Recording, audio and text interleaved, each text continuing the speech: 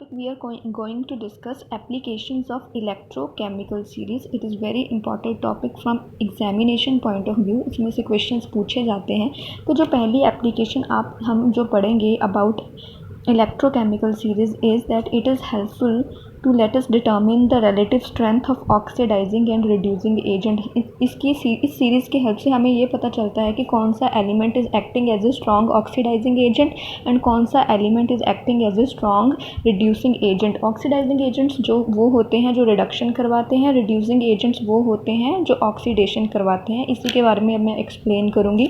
इनमें क्या मैंने लिखा है that substances which have lower electrode potential, substances which have lower reduction electrode potential are strong reducing agent. जिनकी रिडक्शन पोटेंशियल की वैल्यू लो होती है, मतलब वो अपनी ऑक्सीडेशन करवा रहे हैं. अगर वो अपनी ऑक्सीडेशन करवा रहे हैं तो वो कौन से एजेंट हुए? Strong reducing agent. उसी तरीके से वो वाले सब्सटेंसेस जिनकी रिडक्शन पोटेंशियल की वैल्यू हाई होती है, मतलब उनकी इलेक्ट्रॉन को गेन करने की टेंडेंसी ज़्यादा है, मतलब वो रिडक्शन करवा रहे हैं, it means they will act as strong oxidising agent. तो इसका एक जनरल रूल आपने याद रखना है.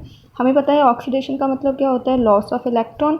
रिडक्शन का मतलब होता है गेन ऑफ इलेक्ट्रॉन. तो अगर कोई सब्सटेंस अपने में से इलेक्ट्रॉन्स को लॉस करवा रहा है तो मतलब वो किसी दूसरे की रिडक्शन करवा रहा है. It means that substance will act as a reducing agent, क्योंकि वो किसी दूसरे की रिडक्शन करवा रहा है. सिमिलरली रिडक्शन का मतलब है गेन ऑफ इलेक्ट्रॉन्स, मतलब वो किसी दूसरे की ऑक्सीडेशन करवा रहा है, तो वो कौन सा एजेंट हुआ? Oxidising agent. अब अगर हमें पता करना है कि out of zinc and copper which is strong reducing agent या which is strong oxidising agent, we can determine it with the help of electrochemical series. Electrochemical series से हमें पता चलता है कि जिंक का रिडक्शन पोटेंशियल होता है -0.76 वोल्ट और कॉपर का रिडक्शन पोटेंशियल होता है 0.34 वोल्ट.